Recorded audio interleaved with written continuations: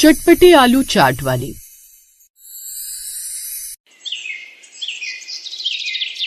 गाजियाबाद के एक modern flat के किचन में श्रुति नाम की लड़की, जिसकी उम्र 25 साल थी, वो एक स्लिम स्टाइलिश लड़की जो हेडफोन्स लगाए लैपटॉप पर कुकिंग वीडियो देख रही थी। जीन्स और टॉप पहने हुए वो चुपके से आलू उबाल रही थी। तभी कोई अचानक दरवाजा खटखटाता है। वो घबराकर लैपटॉप बंद कर देती है। अरे यार, बस थोड़ा और टाइम मिल जाता तो ये चटपटी चाट बन जाती। ये आलू परफेक्ट उबल चुके हैं, मम्मी पापा को पता चला तो उफ। वो घबराते हुए दरवाजा खोलती है तो सामने उसकी माँ सुजाता खड़ी होती है। श्रुति, ये क्या कर रही हो किचन में? कितनी बार कहा है किचन में टाइम वेस्ट मत करो। कल तुम्हारा इंटरव्यू है उस मल्टीनेशनल कंपनी में। हम चाहते हैं कि तुम डॉक्टर बनो, इंजीनियर बनो या फिर कोई लग्जरी जॉब करो, ना कि ये सब कुकिंग वुकिंग। क्या है, घर की लड़की हो, शादी के बाद तो ये सब करना ही पड़ेगा। अभी तुम अपने करियर पर ध्यान दो। वो मम्मी, बस मैं थोड़ा स्नैक बना रही थी, वो भूख लगी थी ना। स्नैक? ये सब अमीर घरों की लड़कियों के चोचले होते हैं। हमारा घर मिडिल क्लास है। पापा की सारी कमाई तुम्हारी पढ़ाई में लगी है। बाहर जाओ, रिज्यूमे में प्रैक्टिस करो, कुकिंग शो मत देखो इन मोबाइल्स पर। अब जाओ और जाकर पढ़ाई करो। श्रुति सिर झुकाकर वहां से चली जाती है। श्रुति एक मॉडर्न लड़की थी जो कॉर्पोरेट वर्ल्ड में चमकना चाहती थी, लेकिन दिल से वो कुकिंग की रानी थी। उसे कुकिंग का बहुत शौक था और खासकर चाट बनाने का। लेकिन उसकी चटपटी चाट की तरह जिंदगी में भी मसाले भरे हुए थे। दरअसल उसके परिवार वाले चाहते थे कि वो पढ़ लिख कर एक अच्छी नौकरी करे। शाम को डाइनिंग टेबल पर बैठकर वो सभी बात कर रहे थे। श्रुति बेटा, कल का इंटरव्यू प्रैक्टिस किया? बहुत बड़ी कंपनी है वो। कंपनी पूरे 1 लाख महीना सैलरी देगी, फिर तुम भी एक लग्जरी लाइफ जियो। हाँ दीदी, अभी तो अच्छी नौकरी करो, फिर शादी हम आपकी एक डॉक्टर लड़के से कर देंगे। चुप कर। और हाँ पापा, इंटरव्यू की प्रैक्टिस तो मैंने कर ली, लेकिन मुझे कुकिंग बहुत पसंद है और मैं बहुत अच्छी चाट भी बना लेती हूँ और मैं चाहती हूँ कि मैं खुद का यूट्यूब चैनल शुरू करूँ। क्या बकवास कर रही हो? Cooking channel? आखिर कौन देखेगा गाजियाबाद की लड़की को चाट बनाना जानती हो? कम से कम अपनी बुआ की बेटी को देख, उसने सीए किया और अब लग्जरी कार में घूमती है। तू भी वैसी बन, अच्छी नौकरी करेगी तो फिर लड़का भी अच्छा मिलेगा। ठीक है पापा, मैं कोशिश करूंगी। इसके बाद श्रुति अपने रूम में जाती है और इंटरव्यू की प्रैक्टिस करने लगती है, लेकिन उसका इन सब में मन ही नहीं लगता। क्या यार, ये भी कोई बात है? इससे अच्छा तो मेरा कुकिंग शो है। श्रुति रूम लॉक करके लैपटॉप खोलती है और कुकिंग क्लास देखती है। Secret cooking master class. अब से मैं छुपकर सीखूंगी। एक दिन मेरी चटपटी चाट सारे देश पे धूम मचा देगी। अब मेरी फैमिली समझे न समझे, लेकिन मैं मेहनत करूंगी और अपने सपने पूरे करूंगी। वो काफी देर तक वो कुकिंग मास्टर क्लास देखती रही। फिर देर रात जब सब सो गए तो श्रुति उठकर चुपके से अपने किचन में आई। चुपके से उसने आलू उबाले, मसाले मिलाए, फिर उसमें इमली, चाट मसाला, भुना जीरा सब मिला दिया। पहले आलू मैश करो, फिर दही डालो, ऊपर से सेव, प्याज, धनिया डालो। सब मसाले मिक्स करने के बाद उसने जैसे ही पहला निवाला टेस्ट किया, वैसे ही उसके होश उड़ गए। वाह, परफेक्ट टेस्ट, क्या स्वाद है इसमें, लाजवाब। तभी अंकुर भी अचानक से किचन में आ गया। दीदी क्या कर रही हो इतनी रात को?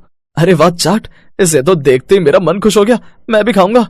चुप, किसी को मत बताना, मैं कुकिंग सीख रही हूँ ऑनलाइन, माँ पापा को पसंद। वाह दीदी कूल, लेकिन अभी मुझे खाने को दो, मैं सच में इसे सीक्रेट रखूंगा। अच्छा ठीक है, ये ले, लेकिन अपना पेट भरने के बाद मुंह बंद रखना और आज रात जो हुआ उसे सपना समझकर सुबह तक भूल जाना। फिर जैसे ही अंकुर चाट खाता है तो बड़ा खुश हो जाता है।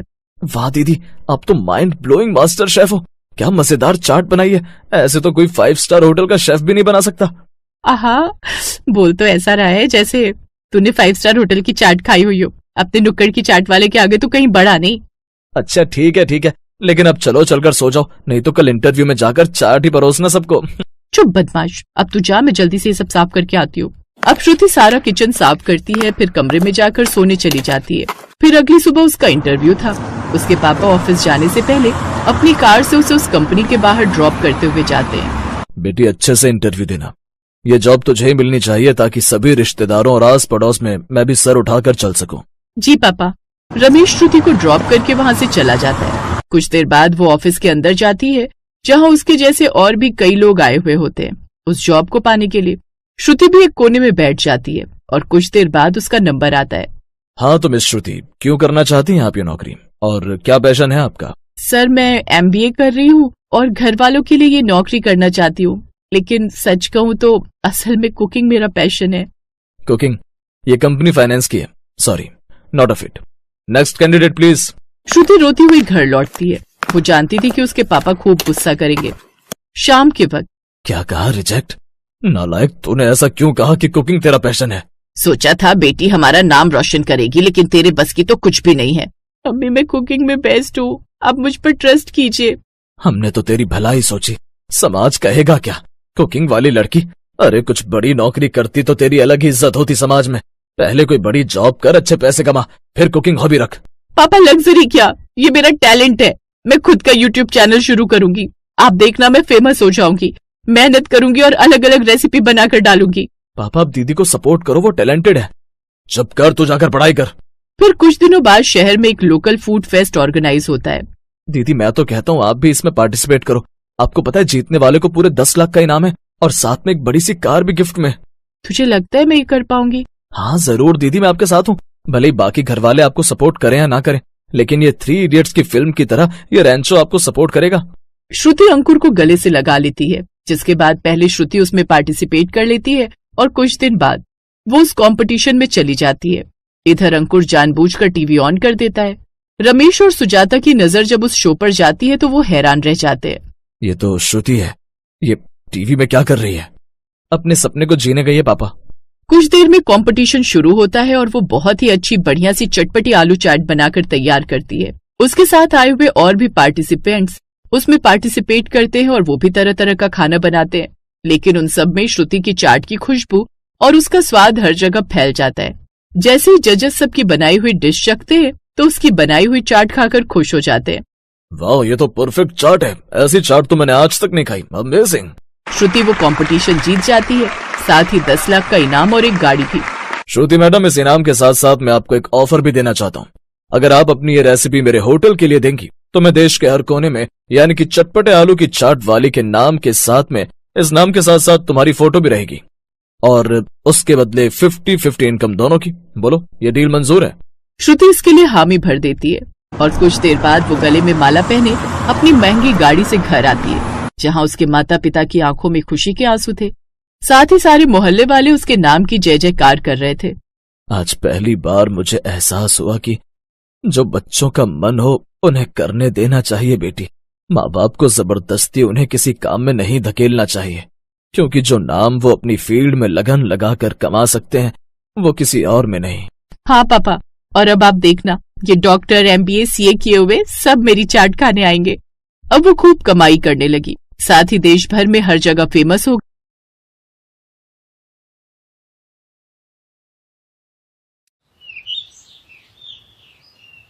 रिया की शादी मोहित से हुई थी।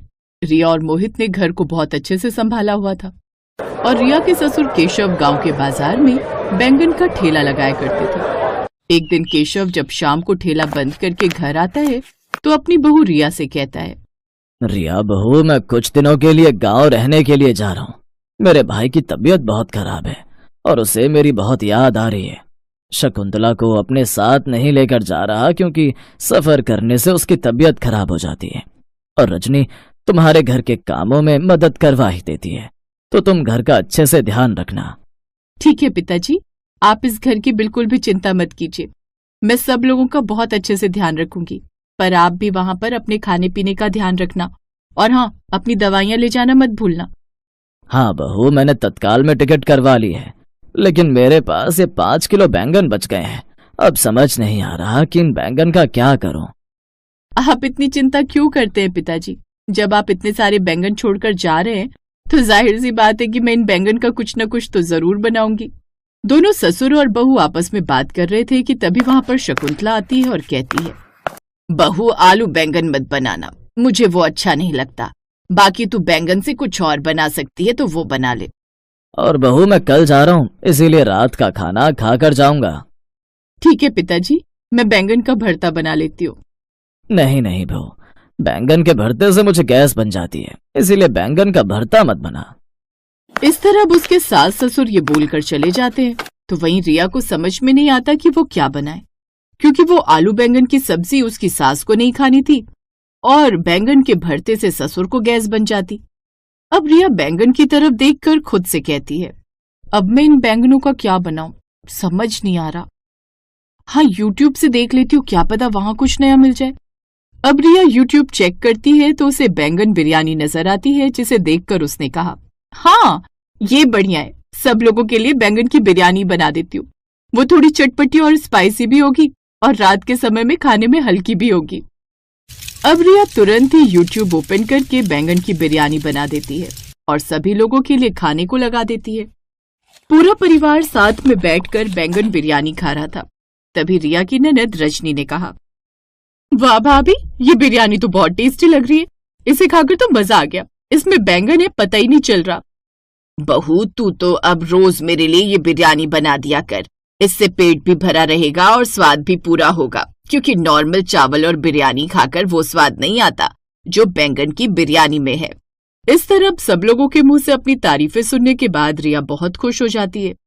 जहां सभी रिया की तारीफ कर रहे थे, तभी बीच में उसका ससुर केशव कहता है, बहू मेरी कल सुबह की 9 बजे की ट्रेन है, इसीलिए मैं खाना पैक करके ले जाऊंगा। अगर तुम मेरे लिए ये बैंगन की बिरयानी बना देती तो।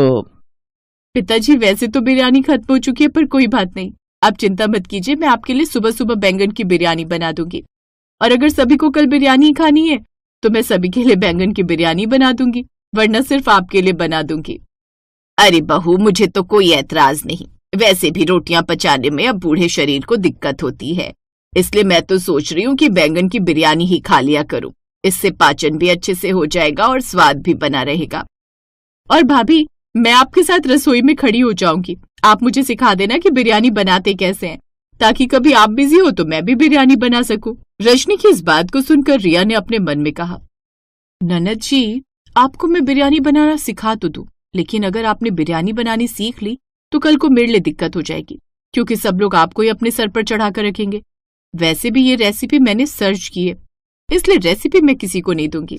क्या ननद जी, आपको परेशान होने की जरूरत नहीं है, मैं हूं ना, मैं सब संभाल लूंगी। वैसे भी बिरयानी तो बनानी है, इसलिए ज्यादा काम नहीं, मैं खुद ही सब संभाल लूंगी। आप बस अपनी पढ़ाई और बाकी चीजों पर ध्यान दो। I love you so much भाभी, आप सच में बहुत अच्छी हो, आप मेरा कितना ख्याल रखती हो, मेरे बारे में कितना सोचती हो। भगवान आप जैसी भाभी सभी को दे। रजनी की बात सुनकर रिया सिर्फ मुस्कुराती है, क्योंकि जानबूझकर रिया अपनी ननद को बैंगन की बिरयानी बनाने की रेसिपी नहीं देती।